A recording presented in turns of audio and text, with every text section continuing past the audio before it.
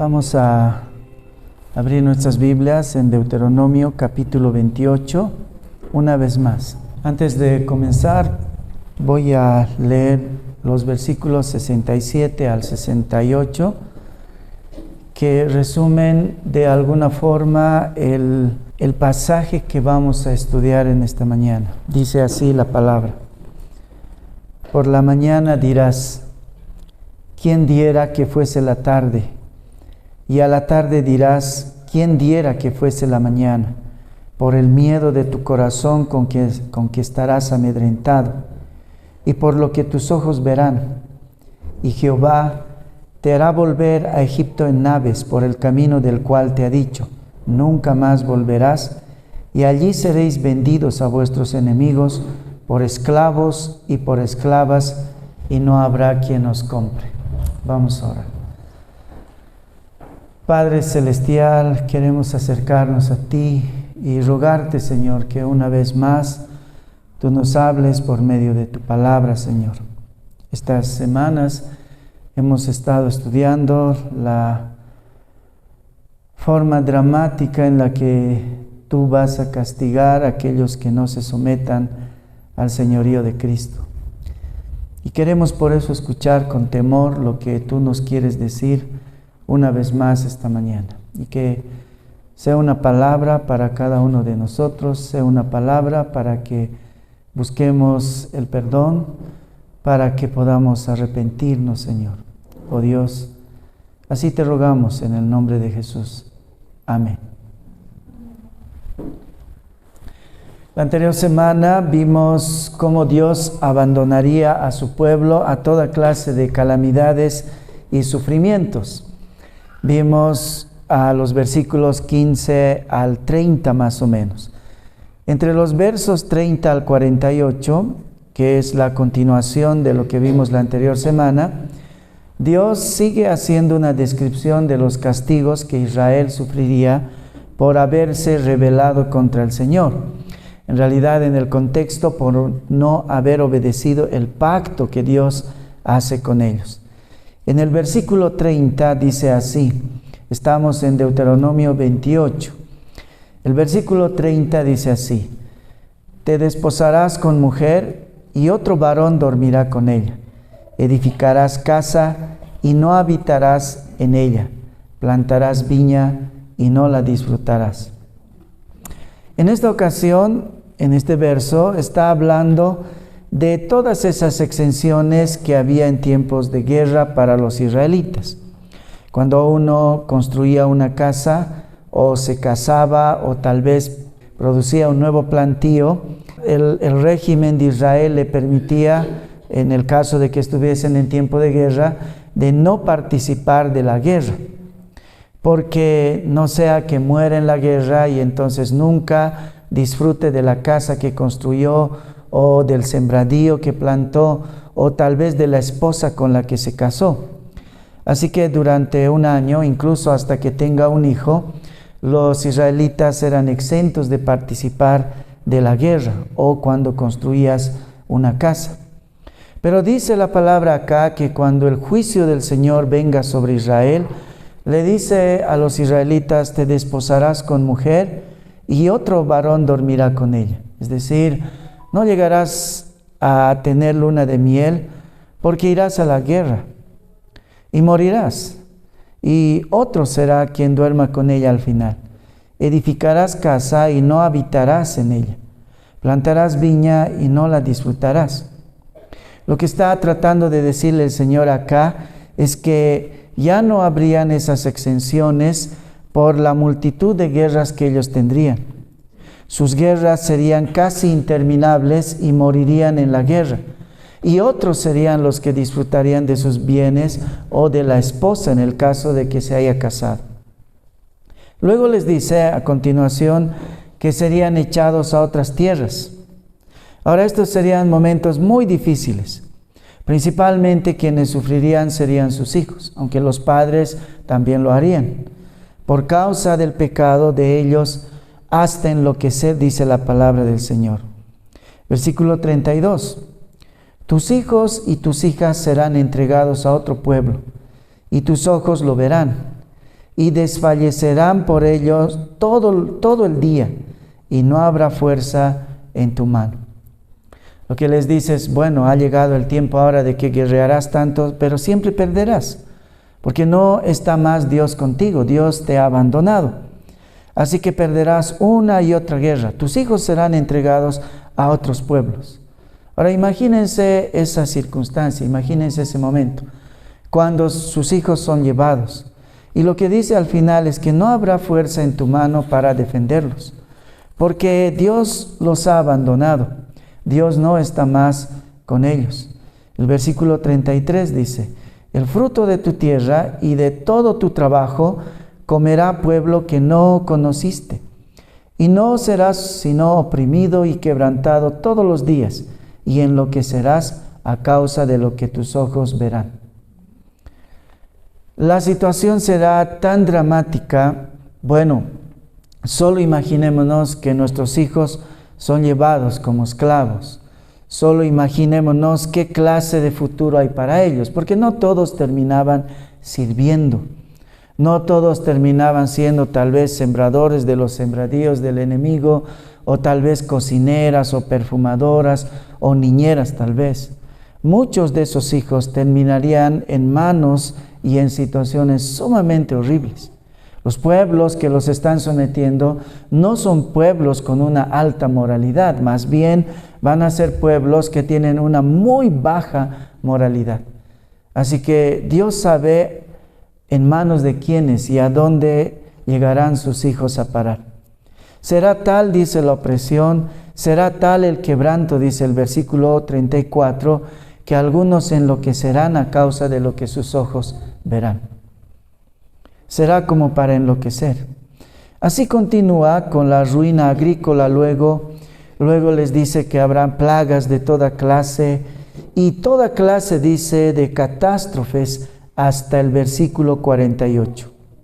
Casi al final del versículo 48, al final de este espantoso discurso de castigo, Dios se ha reservado todavía las peores calamidades de su abandono para compartirles, porque no ha terminado. Apenas era el comienzo. Las cosas peores las dice al final el Señor. Su abandono será tan terrible que ellos verdaderamente llegarán a enloquecer por el abandono de Dios. Versículo 49. En el versículo 49 comienza a tornarse todo demasiado oscuro, demasiado oscuro. Dios les comparte unas espeluznantes escenas que con toda seguridad nos inquietará el alma. Les habla de dos terribles eventos finales: el sitio y el destierro de Israel. El sitio y el destierro de Israel. De estos dos eventos es que hablaremos esta mañana en la segunda parte de este sermón que he titulado El abandono de Dios. La primera cosa que vamos a ver entonces es el horror del abandono. El horror del abandono. Y vamos a hablar sobre el sitio de Israel.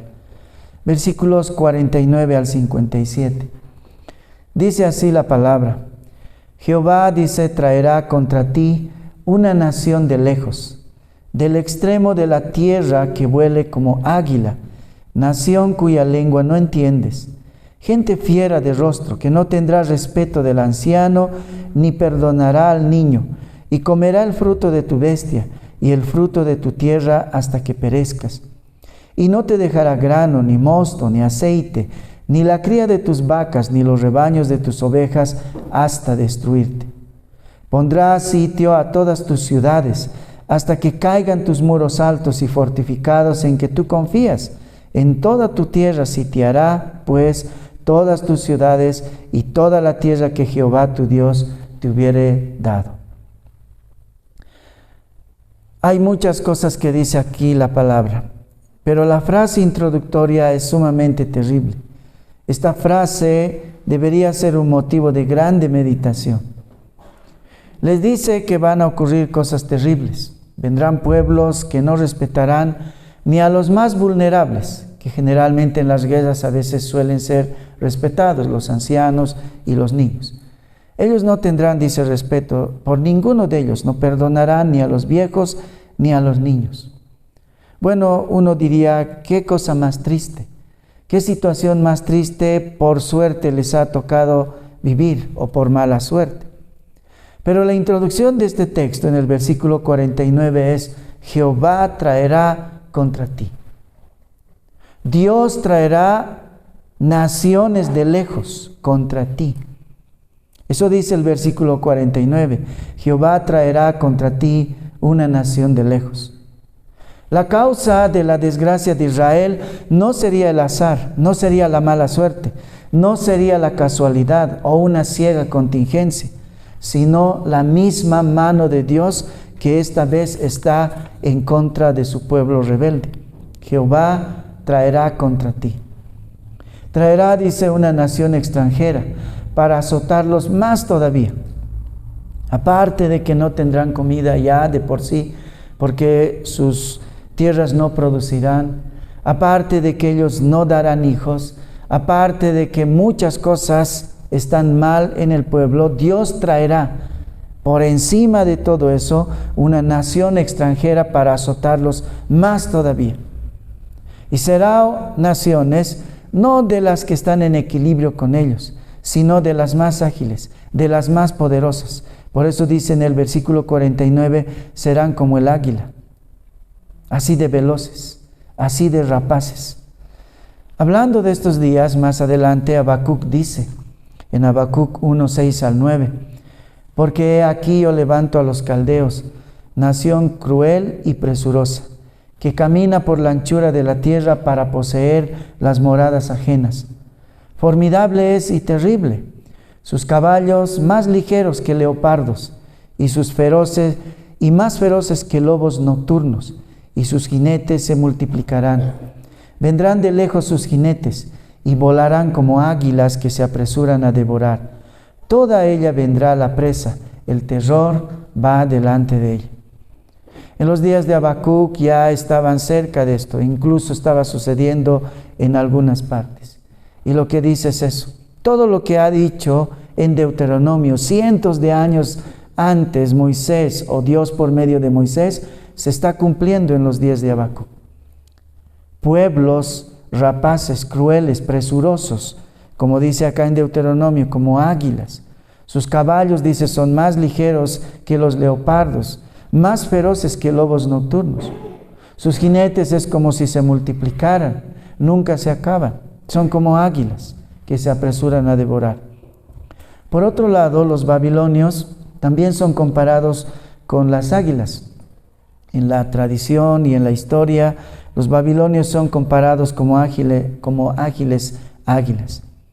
Ahora este pueblo, dice la palabra, no tendrán, dice, respeto ni por los ancianos ni por los niños.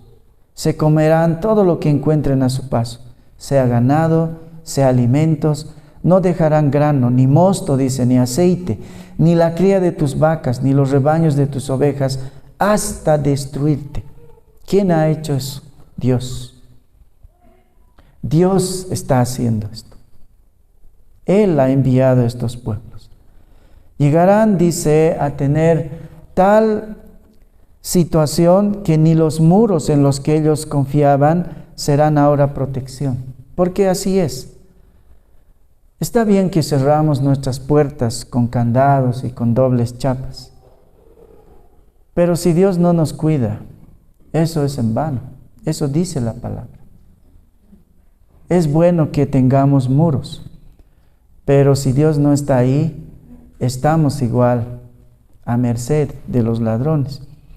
El Salmo 127:1 dice, si Jehová no guardare la ciudad, en vano, dice, vela la guardia.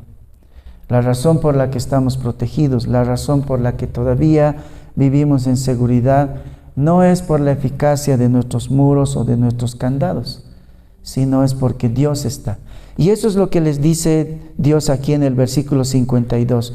Pondrá, dice, sitio a todas tus ciudades hasta que caigan tus muros altos y fortificados en que tú confías. Este pueblo confiaba en sus altos muros. El Señor les dice, ya no será hora de confianza tus muros, porque tus muros dependen de mí. En realidad, la garantía de que tú estés guardado no depende de tus muros, sino de mí. El sitio sería tan devastador que las consecuencias son sumamente macabras. Y acá viene lo peor del sitio de Israel. Por el hambre extrema, ellos harían una cosa terrible. Lean en sus Biblias, versículo 53. Y comerás el fruto de tu vientre, la carne de tus hijos y de tus hijas que Jehová tu Dios te dio, en el sitio y en el apuro con que te angustiará tu enemigo. Por el hambre extrema, los israelitas se comerían a sus propios hijos. ¿Pueden imaginarse eso? ¿Puedes imaginarte llegar a tal necesidad de la comida que se torna tan insoportable que te comes a tus hijos? Hoy no podemos entender eso porque hay posibilidades. En estos pueblos no. Estos pueblos dependen de sus muros, estos pueblos dependen de lo que ellos producen. Pero Dios ha empezado primero a mermarlos de ahí adentro, a Israel, de dentro de sus muros. No producen sus vacas, tienen deudas, ya no tienen hijos. La tierra se ha vuelto, como dijimos la anterior semana, como hierro. El sol se ha puesto por encima de ellos como bronce, los está básicamente quemando. Primero Dios ha eliminado la posibilidad de los alimentos ahí en sus tierras. Y luego Dios mismo ha traído enemigos para que lo poco que había también se les sea quitado. Entonces el hambre es tal que ellos pierden la cordura y se comienzan a comer a sus hijos. Puedes imaginarte esta situación que te escondes. Buscas el momento oportuno. Sacas a tu hijito o a tu hijita de su protección con engaños. Es tu hijito o tu hijita. Ellos confían en ti. Ellos irán a donde los lleves. Los llevas al campo, ahí los matas y te los comes. Y luego lloras tu macabro acto sin consuelo. Sé que algunos de acá dirán tal vez eso jamás me podría pasar. Primero yo les daría mis carnes a ellos para que sobrevivan el hambre. Pero quiero que lean lo que dicen los versículos 54 al 57. El hombre tierno, dice, en medio de ti, el muy delicado, mirará con malos ojos a su hermano y a la mujer de su seno y al resto de sus hijos que le quedaren, para no dar a alguno de ellos de la carne de sus hijos que él comiere, por no haberle quedado nada en el asedio y en el apuro con que tu enemigo te oprimirá en todas tus ciudades. La tierna y la delicada entre vosotros, que nunca la planta de su pie intentaría sentar sobre la tierra, de pura delicadez y ternura, mirará con malos ojos al marido de su seno, a su hijo, a su hija, al recién nacido que sale de entre sus pies, y a sus hijos que diere a luz, pues los comerá ocultamente por la carencia de todo, en el asedio y en el apuro con que tu enemigo te oprimirá en tus ciudades. Si alguno de acá dice, bueno, yo jamás haría eso, yo sobreviviría con mis carnes a mis hijos. Lo que está diciendo acá, y eso es el problema del abandono de Dios. El abandono de Dios no solamente tiene que ver con cosas que te quite, cosas materiales, también te quita la sensatez. Por eso dice el texto acá en el versículo 54, el hombre tierno en medio de ti, el muy delicado. ¿A qué se está refiriendo acá con eso? El hombre dice que un día fue el más tierno de todos, el padre más amoroso, lo hará. Se comerá a sus hijos. Dice el texto, mirará con malos ojos a su hermano. Es decir, ni siquiera compartirá con su hermano, ni con su esposa, ni con sus otros hijos. Cuando lleve a matar a su hijo y se lo coma, se lo comerá solo. El hombre más tierno, el hombre más delicado, el padre más amante. En el versículo 56 dice, la tierna y la delicada entre vosotros, la que nunca la planta de su pie intentaría sentar sobre la tierra. Esa delicada, esa mujer que era sumamente tierna, era conocida por su delicadeza. Dice que jamás pisó la tierra, dice, sin zapatos, porque era delicada. Esa que era delicada, tierna esposa y madre, mirará, dice, con egoísmo a su esposo e hijos. Si diere a luz, Si ella estuviese embarazada, dice, se irá lejos y lo recibirá solo a su hijo para comérselo sola, sin compartirlo con su familia, ni con su esposo, ni con sus otros hijos. Jeremías 19:9 dice, Jeremías es el lamento de los tiempos proféticos, de los tiempos de los profetas. Jeremías es conocido como el profeta llorón. A veces, sin conocer la Biblia, es nombrado de forma despectiva el profeta llorón. Pero cuando tú lees Jeremías te darás cuenta por qué él lloraba, por qué él contaba estas historias llorando. Hace unos días atrás yo vi a un periodista que estaba tratando de relatar lo que está pasando en este momento en el Medio Oriente, después del terremoto, en Turquía y en Asiria. Y no podía relatar porque se puso a llorar, porque ¿cómo relatas eso? Ese fue Jeremías en la Biblia, porque él ya no podía soportar lo que estaba viendo. Jeremías 19:9 dice, y les haré comer la carne de sus hijos y la carne de sus hijas, y cada uno comerá, dice, la carne de su amigo. Es decir, matarán a sus amigos para comérselos, y en el asedio y en el apuro con que los estrecharán sus enemigos y los que buscan sus vidas. Seguramente había hombres y mujeres que creyeron que esa escena solo es una exageración cuando Moisés les dijo que sucedería. Más de uno habrá pensado, eso jamás nos va a suceder, pero sucedió. Sucedió, hermanos. Años después, con horror, Israel fue testigo de saber por experiencia propia el abandono de Dios. ¿Hasta dónde puede llegar el alma que es abandonada por Dios?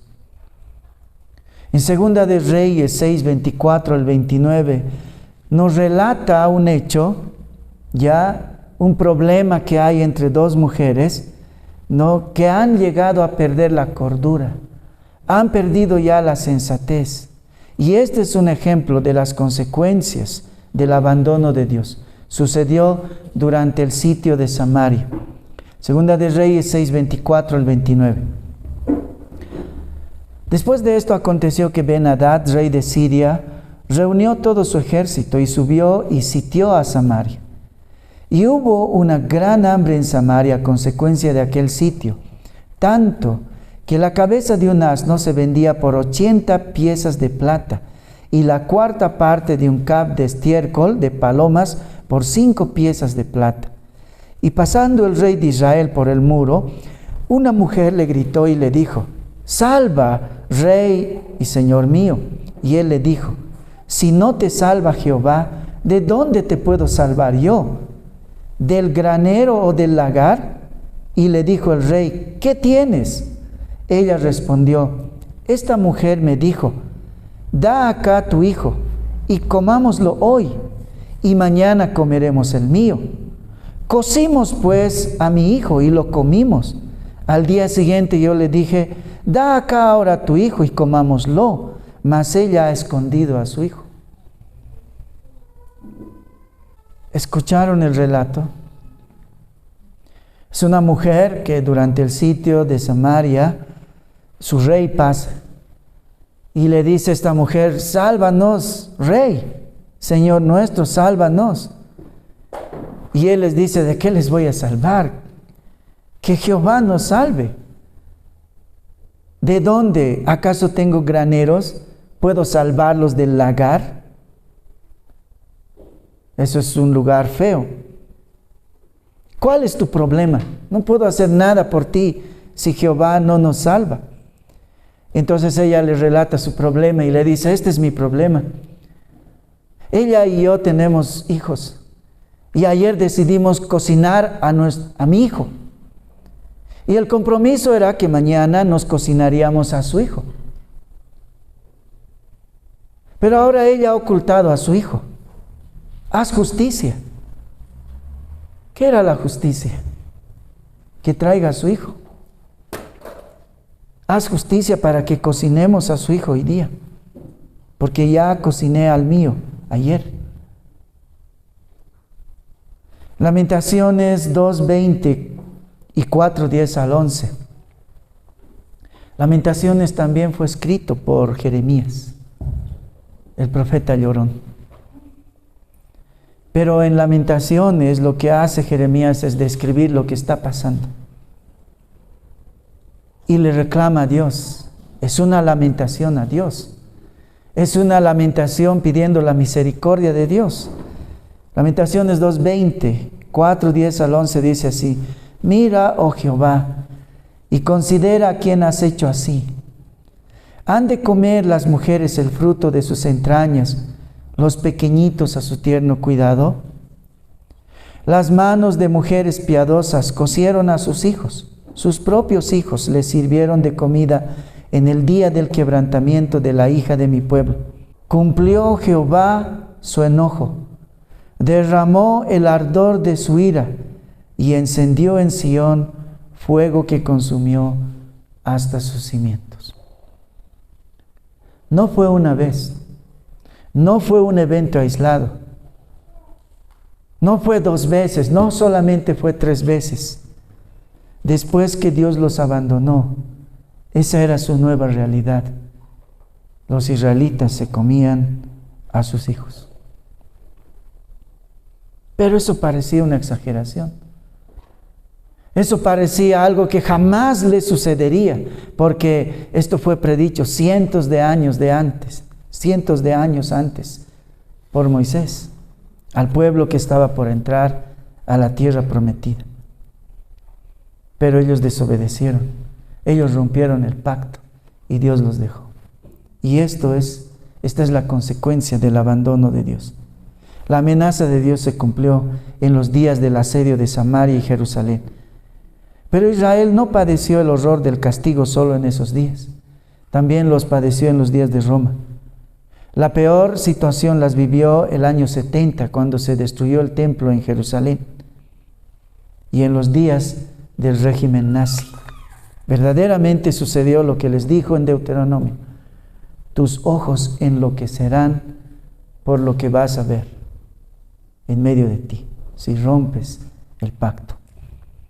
Algo muy terrible dice Romanos acerca del abandono de Dios. En Romanos 1:28 dice: y como ellos no aprobaron tener en cuenta a Dios, Dios los entregó a una mente reprobada para hacer cosas que no convienen. El abandono de Dios no solamente era no comida, no prole, no animalitos para comer, no agua. El abandono de Dios era el abandono también quitándole la sensatez. Así es cuando Dios abandona.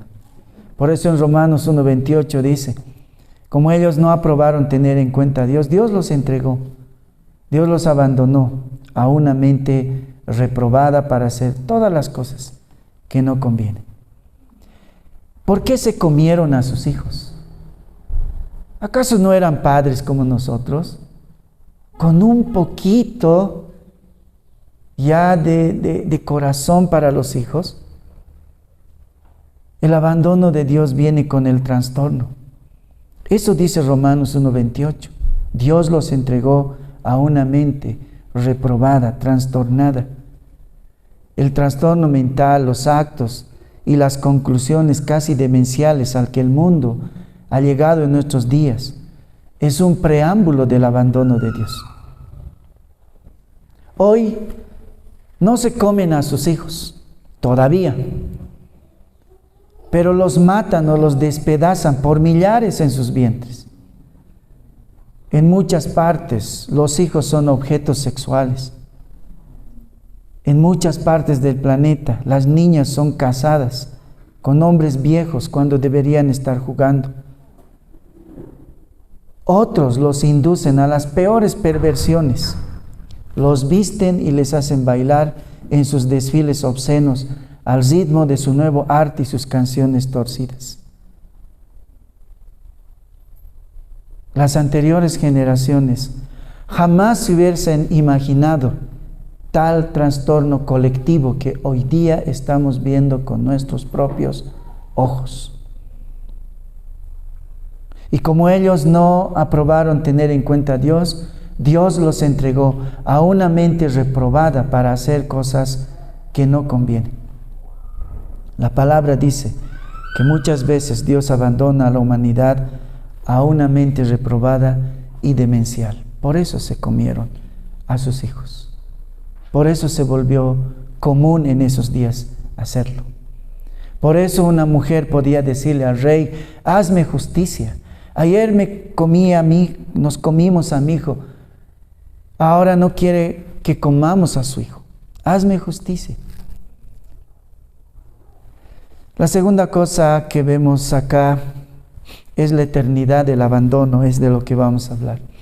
Y vamos a hablar sobre el destierro de Israel, la eternidad del abandono. Versículos 58 al 68. En esta sección, otra vez Dios le dice que les enviará toda clase de enfermedades. En el versículo 59 dice: entonces Jehová aumentará maravillosamente tus plagas y las plagas de tu descendencia, plagas grandes y permanentes y enfermedades malignas y duraderas. Había dicho esto atrás, ahora les vuelve a repetir, porque será una situación cada vez peor. No solamente les dice que les traerá enfermedades y plagas de Egipto, sino que experimentarán otras enfermedades que jamás habían visto ni conocido. Así dice el versículo 61 de Deuteronomio 28. Asimismo dice: toda enfermedad y toda plaga que no esté escrita en el libro de esta ley, Jehová la enviará sobre ti hasta que seas destruido. Dios le dice: bueno, todavía no has conocido la furia de mi ira. Has visto enfermedades. Hay nuevas, peores que esas. Esas te traeré. No las que están escritas en la palabra, otras nuevas que jamás has visto. En el versículo 58, otra vez, como Dios es compasivo, como Dios es misericordioso, otra vez les dice: pero pueden parar esto, pueden frenar esto. En el versículo 58, una vez más Dios les recuerda que todo lo que les está diciendo será si ellos desobedecen a Dios, será si ellos rompen el pacto. ¿Cuál sería la razón de Dios para obrar de esta forma tan espeluznante? Versículo 58. Si no cuidares de poner por obra todas las palabras de esta ley que están escritas en este libro, temiendo este nombre glorioso y temible, Jehová tu Dios. Si no tuvieres respeto por Dios, si no tuvieres temor por Dios, entonces te pasarán estas cosas. ¿Puedes frenar esto? Más adelante dirá que estas obras que les pide hacer no las podrán hacer. Eso vamos a ver cuando lleguemos a Deuteronomio 30. Dios les dirá: pero aunque les dije que pueden frenar esto, no lo podrán frenar. En el 30 les dirá: porque yo no les he dado un corazón todavía de carne, tienen uno de piedra. Y luego más adelante les dirá: pero un día les daré un corazón de carne y les quitaré el que tienen de piedra. Les daré mi espíritu, dice, para que puedan obedecer. Estaba hablando de los días del Evangelio. O sea que ellos estaban yendo rumbo a su destrucción. Pero eso vamos a ver más adelante. Finalmente le dice a Israel que su fin será el destierro, es decir, serán prohibidos de la tierra prometida para vivir errantes y sin tierra y sin raíces. Versículo 63. Así como Jehová se gozaba en haceros el bien y multiplicaros, así se gozará Jehová en arruinaros y en destruiros. Y seréis arrancados de sobre la tierra a la cual entráis para tomar posesión de ella. Y Jehová te esparcirá por todos los pueblos, desde un extremo de la tierra hasta el otro extremo. Y allí servirás a dioses ajenos que no conociste tú ni tus padres, al leño y a la piedra. Lo que le dice el Señor es, bueno, así como me daba mucha alegría bendecirte a ti, me dará, dice, mucha alegría destruirte. Eso es lo que dice la palabra literalmente. Así como Jehová se gozaba en haceros el bien, dice en el versículo 63, se gozará Jehová en arruinaros y en destruiros. Los esparcirá de un extremo a otro. ¿Queríais tener otros dioses que no soy yo? Les daré gusto. Irán y adorarán, dice, al leño y a la piedra, no al Dios verdadero. Lo harán, lo institucionalizaré en medio de ustedes y eso me dará placer. Irán, porque Dios se ríe de eso. Es tonto que exista Gaia. Es tonto que tal o cual Dios hecho de madera o de piedra pueda darte algo. Pero esa es la consecuencia del abandono de Dios. Y eso es lo que Dios les dice. Bueno, eso quisieron, ahora tendrán eso. Irán a adorar leños, piedras en los extremos de la tierra, como ellos adoran a los leños y a las piedras. Así harán, por cuanto ustedes no tuvieron temor del único Dios verdadero, que muestra su existencia en todo lo que puedes ver. Ahora adorarás piedras. Y aún allí, en esas tierras lejanas y alejadas, la ira de Dios los seguirá. Eso dice la palabra en el versículo 65. Ni aún en estas naciones descansarás, ni la planta de tu pie tendrá reposo, pues allí te dará Jehová corazón temeroso y desfallecimiento de ojos y tristeza de alma, y tendrás tu vida como algo que pende delante de ti, y estarás temeroso de día y de noche, y no tendrás seguridad de tu vida. Así será tu realidad nueva, les dice, comiendo sus hijos, adorando piedras, desterrados en otros lugares, pero ni eso será suficiente para mí. Yo te seguiré. Yo te seguiré. Ahí haré que no tengas reposo, que no tengas descanso jamás. Que todos los días de tu vida tu corazón tenga miedo y desfallezca tus ojos por las nuevas cosas terribles que te pasarán. Y una tristeza profunda mate tu alma. Y no tendrá una hora esa mi furia, sino que estarás temeroso de día y de noche. Y nunca estarás seguro de tu vida. Nunca sabrás en qué momento la vas a perder. La palabra corazón temeroso en el hebreo es corazón que tiembla de miedo. Todos los días tu corazón estará temblando de miedo. En los últimos versos de este capítulo, Dios hace una descripción acerca de cómo estará el corazón y el alma del pueblo abandonado. La ansiedad y la turbación será tal que estarán a punto de enloquecer. No habrá descanso para sus cuerpos, pero tampoco para sus almas. Versículo 66.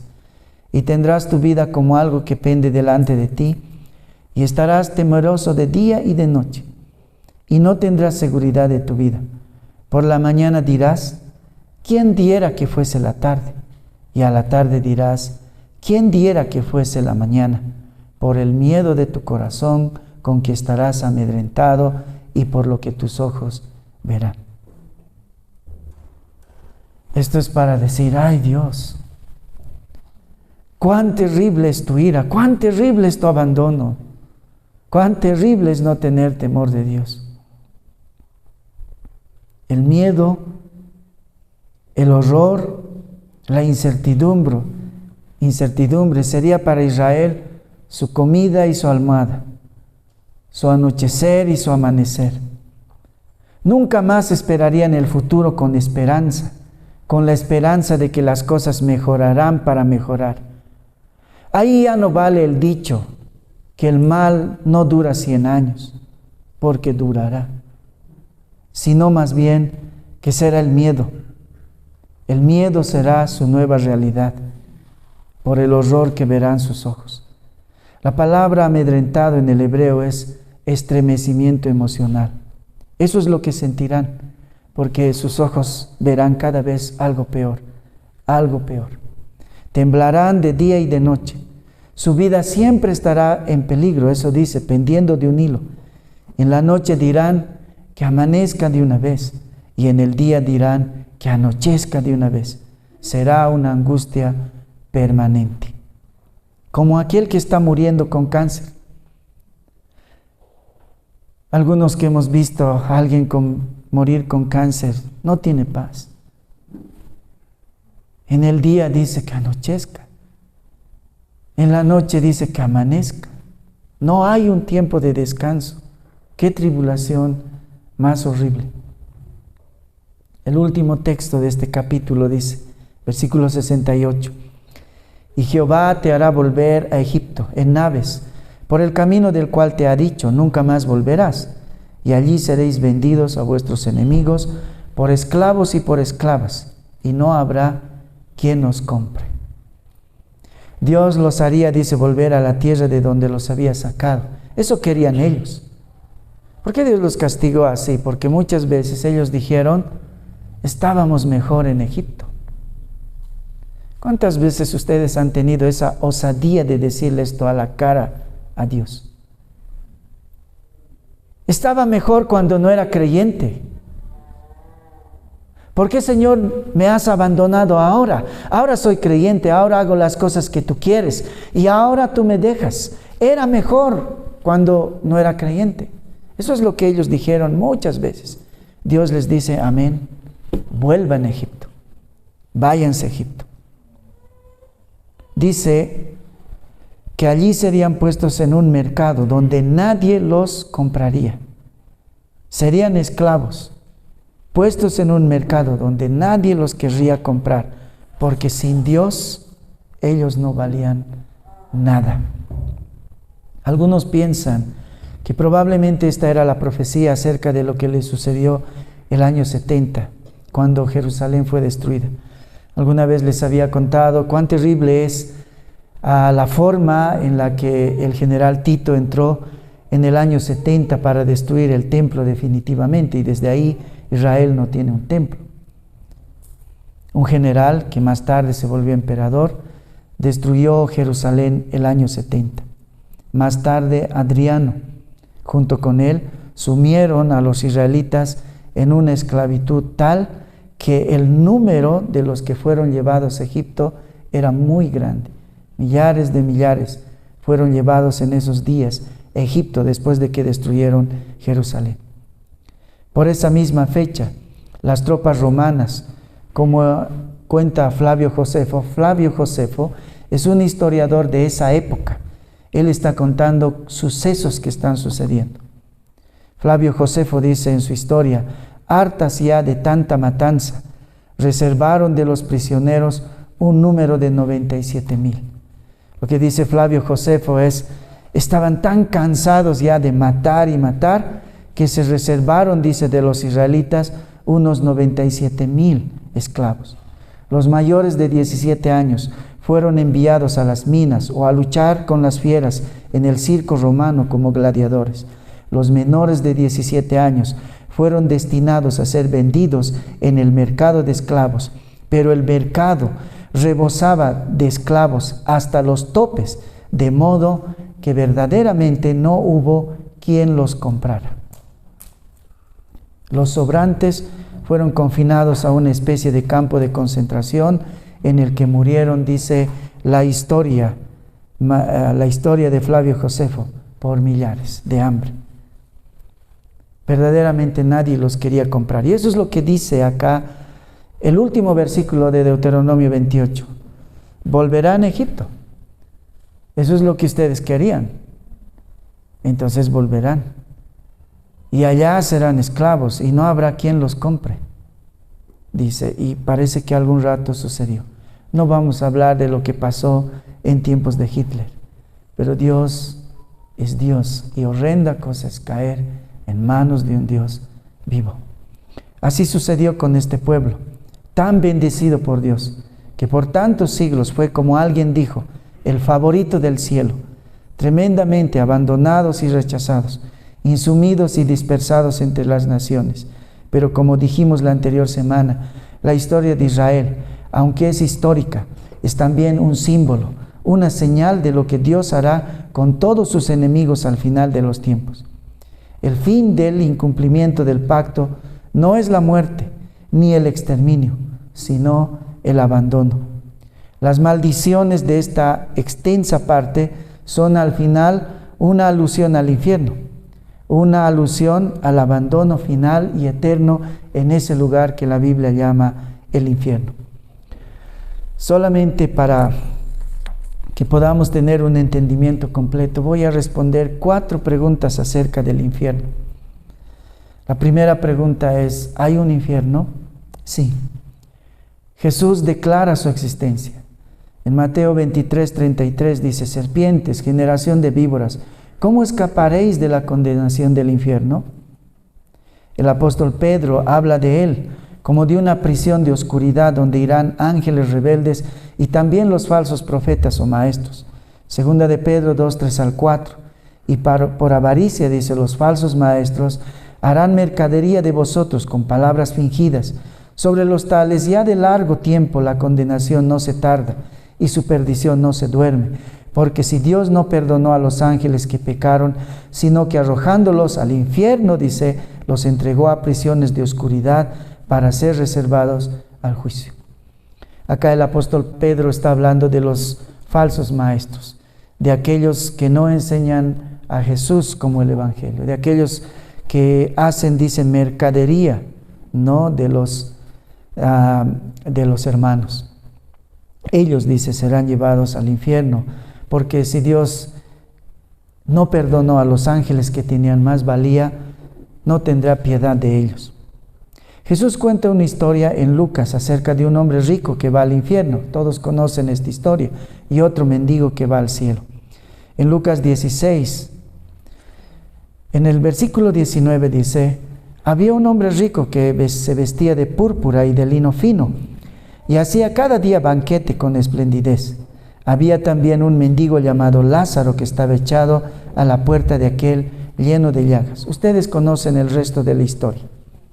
Aunque muchos piensan que esta es una parábola, no lo es. En el griego, la narración en los dos casos, había un hombre rico y luego había un mendigo llamado Lázaro, ya es un verbo imperfecto del verbo imi, que está en el tiempo pasado, modo indicativo, pero voz activa, in.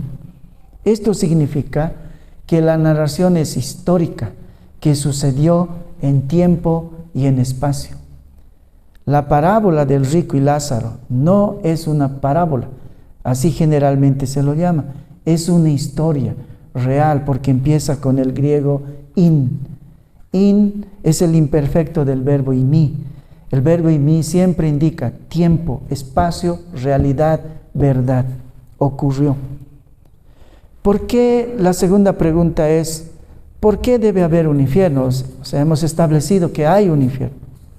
Porque la historia de Lucas es verdad, es una realidad. La segunda pregunta, ¿por qué debe haber un infierno? De la misma manera que necesitamos un lugar para botar todos los residuos humanos y la basura, en primer lugar es necesario que haya un lugar donde puedan ser depositados aquellos seres humanos que están totalmente contaminados por el pecado, porque no hay lugar para el pecado en el cielo. En segundo lugar, es necesario, debe haber un infierno, porque aquellos que no se han acogido a la salvación de la cruz, no, Cristo no ha soportado para ellos el abandono ni la ira de Dios, así que tendrán que hacer ellos mismos, en algún lugar, soportar la ira de Dios y el abandono de Dios. Ese lugar establecido es el infierno. Tercero, porque es justo que todos reciban el pago de sus actos. Un puritano llamado Thomas Goodwin escribió un libro donde usa 490 páginas sobre la culpabilidad del hombre para luego hablar solo 80 páginas sobre el infierno. Hay muchas y sobradas razones para que el hombre vaya al infierno. Seguro que esas 490 páginas son apenas una introducción a la maldad del hombre nada más. Tercera pregunta, ¿qué es el infierno? El infierno es el lugar donde los cuerpos y las almas de los malvados son atormentados por la eternidad. La Biblia lo describe de muchas formas, como el fuego que nunca se apaga en Lucas 3:17, como un horno de fuego en Mateo 13:42, como el lago de fuego en Apocalipsis 19:20, como el fuego eterno en Judas 7, como las tinieblas de afuera en Mateo 22:13, como la oscuridad de las tinieblas en Judas 13, como la prisión de la oscuridad en 2 de Pedro 2:4, como el lugar del tormento en Lucas 16:28, como el lugar de la ira venidera en 1 de Tesalonicenses 1:10, como el lugar de los encarcelados en 1 de Pedro 3:19, como el lugar de perdición en Mateo 7:13. Ese es el infierno. Una de las imágenes más fuertes de este lugar está mencionada por el profeta Isaías en Isaías 33. Dice Isaías 30:33, porque Tofet, esa es la palabra importante acá, porque Tofet ya de tiempo está dispuesto y preparado para el rey, profundo y ancho, cuya pira es de fuego y mucha leña, el soplo de Jehová como torrente de azufre lo enciende. Bueno, acá está hablando Isaías del castigo de un rey, pero dice que ya está listo Tofet. ¿Qué es Tofet? Tofet en Isaías era el lugar donde había un fuego permanente. Era un lugar donde siempre había fuego, porque este fuego estaba dedicado al dios Moloc de los moabitas. Allí eran echados vivos los niños todos los días como sacrificio.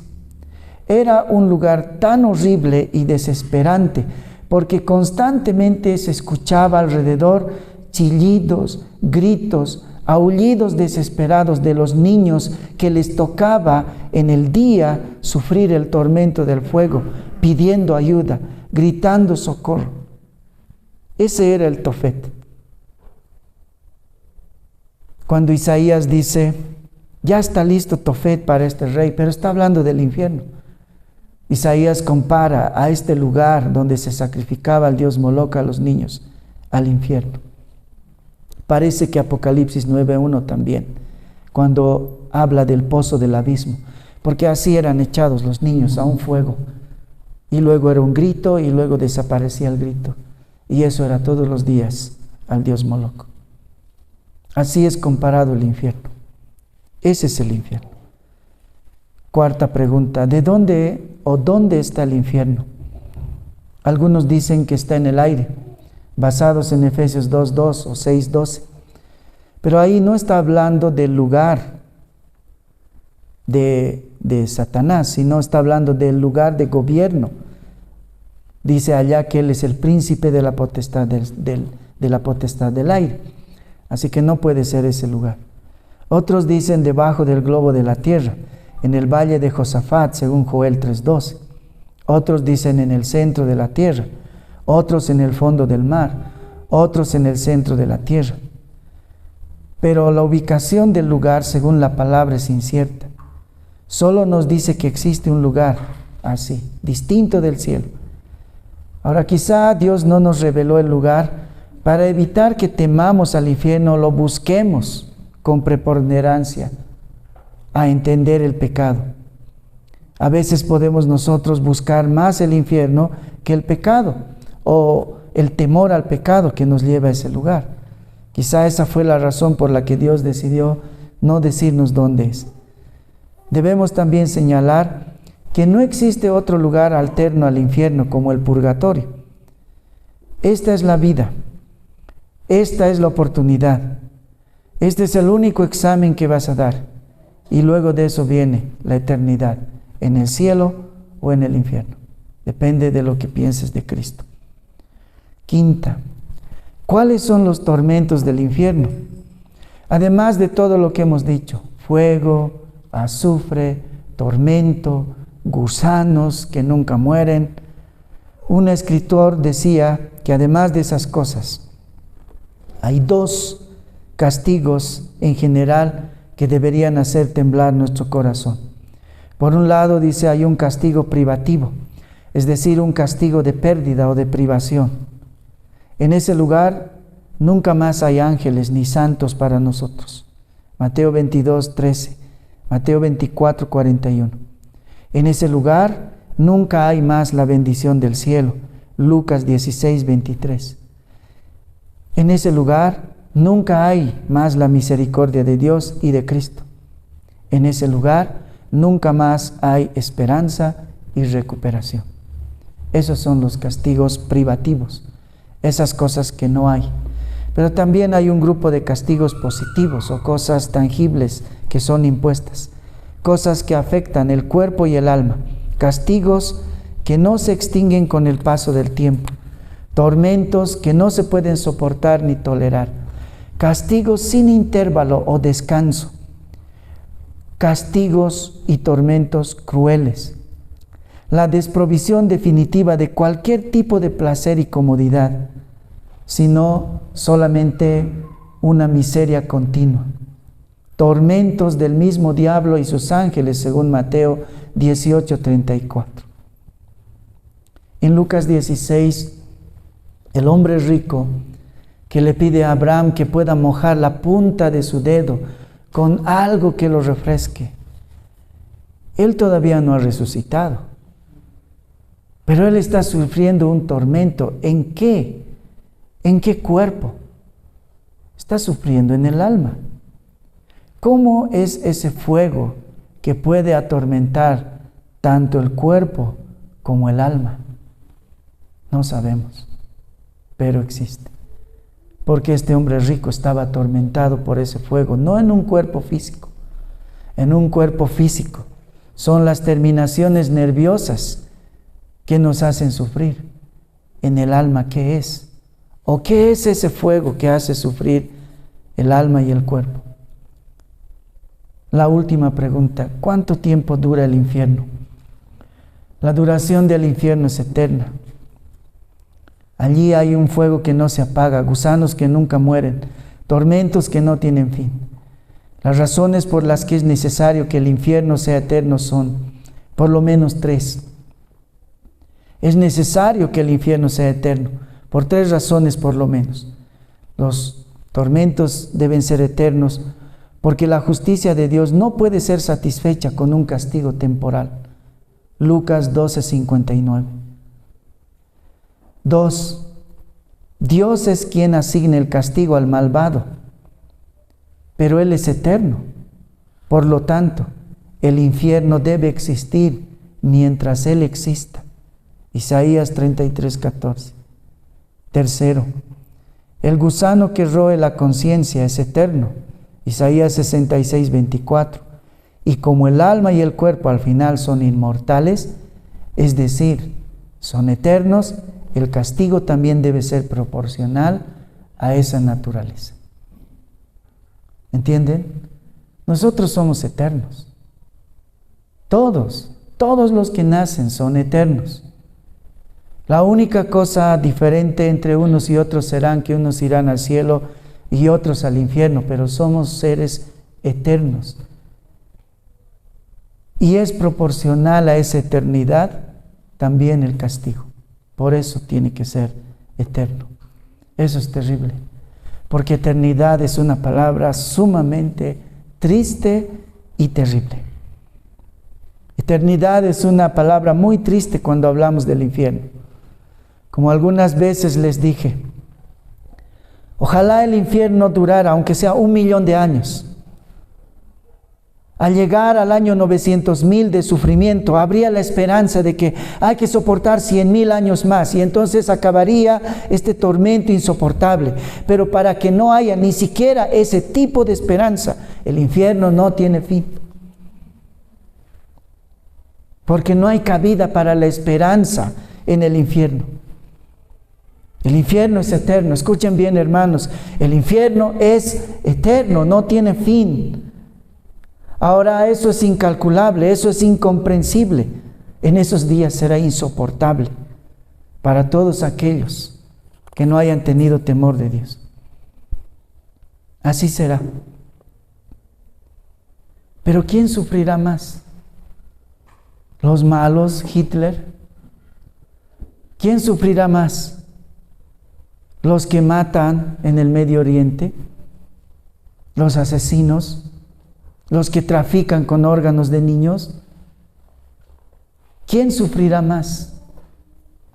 Un puritano dice: el que no hizo nada de esas cosas y siempre estuvo sentado en una silla de iglesia, pero no llegó al cielo. Ese sufrirá más, porque estaba tan cerca, pero no llegó, porque no era un cristiano de verdad. La salvación no se pierde nunca. Eso es incompatible con la naturaleza de Dios. Dios no hace cosas a medias. La salvación no se pierde. Pero ¿qué dice Juan de aquellos que parece que perdieron la salvación? La Biblia dice que ellos nunca fueron salvos. Parecían, pero no eran. ¿Quiénes sufrirán más en el infierno? Aquellos que aparentaron ser cristianos, aquellos que estaban sentados en una silla de iglesia, pero llegaron allá. No quiero terminar con estas tinieblas este sermón, no en una iglesia. Quiero terminar hablándoles acerca de la alegría del Evangelio, y ese es mi último punto. En medio de este oscuro escenario se abre paso la luz del Evangelio como un rayo de dulce alegría, la única esperanza para escapar de todo lo que hemos visto estas 2 semanas, la única esperanza para escapar del suplicio, una luz refulgente y preciosa en forma de cruz. La alegría del Evangelio es que toda la descripción horrible del infierno, del que solo apenas hemos visto la ribera en estas 2 semanas, era para nosotros. Ese era nuestro destino de todos los que estamos aquí. El día que Adán y Eva desobedecieron, las tinieblas del infierno comenzaron a envolver a la humanidad, a nosotros también. La Biblia dice que ese día la humanidad fue destituida de la presencia de Dios. Ese día comenzó el abandono de Dios, porque fue expulsada, alejada de Dios, echada, desterrada del amor de Dios. Ese día comenzó el abandono de Dios. Cuando Dios le preguntó a Adán: Adán, ¿dónde estás?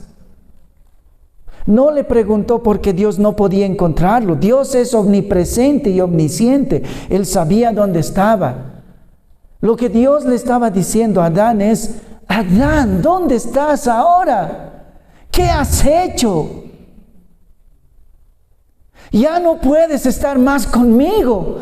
Ahora tengo que abandonarte. Ahora tengo que alejarte de mí. Adán, ¿dónde estás? ¿Dónde te has puesto? La lejanía de Dios es el infierno. ¿Dónde están ahora? Adán les dijo: lejos de mí, lejos de la alegría, lejos de la esperanza, lejos de la paz, lejos de la felicidad, lejos de la protección, lejos del amor. ¿Dónde te has puesto, Adán? Pablo lo dice de otra manera: por cuanto todos pecaron, dice, están destituidos de la gloria de Dios. Esas son palabras terribles, porque destituido de Dios significa alejado, separado, abandonado, desterrado, lejos de Dios. Y lejos de Dios el infierno es. Pero es en medio de ese oscuro escenario que el Evangelio se abre paso, les decía. Porque el infierno no es para ti. Para ti no. Para ti que has puesto tu confianza en el Señor, para ti no es el infierno. Para ti Cristo murió. Para ti no es, para ti Cristo pagó. Para ti no es, para ti Cristo sufrió el abandono, los gusanos, el fuego, el tormento, la ira, el acoso diabólico, el sufrimiento eterno. Para ti que has puesto tu confianza en Cristo, para ti no es el infierno. Cristo lo pagó todo, Cristo lo canceló. Esa es la alegría del Evangelio. Después de que Cristo fue atormentado en todo, en la carne y en el espíritu, después que soportó el abandono de su Padre, Él dijo unas palabras finales: consumado es, en el griego, tetelestai, está terminado, está concluido, está acabado. ¿Qué significaba esta palabra? ¿Qué estaba terminado? ¿Qué estaba concluido? Tu infierno, mi infierno. Esa es la alegría del Evangelio, que Dios pagó la deuda toda, no una parte, absolutamente toda nuestra deuda. Él soportó la ira de Dios sobre Él. Él soportó el infierno por ti y por mí. Ahora puedes mirar con fe a la cruz. Ahora puedes mirar con fe el jardín de la resurrección. Y un mundo eterno de felicidad te espera por delante. Pero la alegría más grande del Evangelio es que ya no tenemos que soportar el abandono de Dios, sino más bien comenzar a disfrutar la alegría de la compañía eterna de Dios. Porque en otra parte dice la palabra: no te dejaré ni te desampararé. Eso no es para todos, es para aquellos que han puesto su confianza en Cristo. No te dejaré ni te desampararé. Por eso la salvación no se pierde. No es algo inconcluso, no es algo que ha hecho defectuoso Dios, porque para aquel que ha puesto su confianza en el Señor es un para siempre: no te dejaré ni te desampararé. ¿Se imaginan que pueden decirle a su pequeño hijito, a su pequeña hijita: nunca te dejaré? Muchas noches al acostar a mi hijita le hago esa promesa, porque ella me dice, en su falta de conocimiento, en su desconocimiento de mi vulnerabilidad, me dice: nunca nos vamos a separar, ¿verdad? Y yo le digo: sí, hijita, nunca nos vamos a separar. Le hago esa promesa, una promesa que no puedo cumplir cabalmente, porque no tengo el poder ni la soberanía sobre mi vida. Es solo un cumplido, es un hermoso deseo de los padres hacia sus hijos. No puede ser realizable. Pero hay un padre que puede decirle con verdadera certeza a sus hijos: nunca te dejaré y nunca te desampararé. Esa es la alegría del Evangelio. Es que los hijos de Dios tendrán a Dios por Padre, por siempre, jamás. Para todos aquellos que ponen su confianza en Cristo, el infierno es solo un mal sueño, una horrible pesadilla. 2 horribles sermones de los últimos domingos, porque pueden los cristianos despertar confiados como los niños, y su Padre estará a su lado ahí para siempre. En virtud de la cruz, Él nunca nos abandonará. La alegría del Evangelio es que nos acerca a Dios para siempre, para no soltarnos otra vez. Por eso el nombre de Jesús era Emmanuel. Emmanuel significa Dios con nosotros. Y solo es para los hijos. Dios con nosotros. Amén.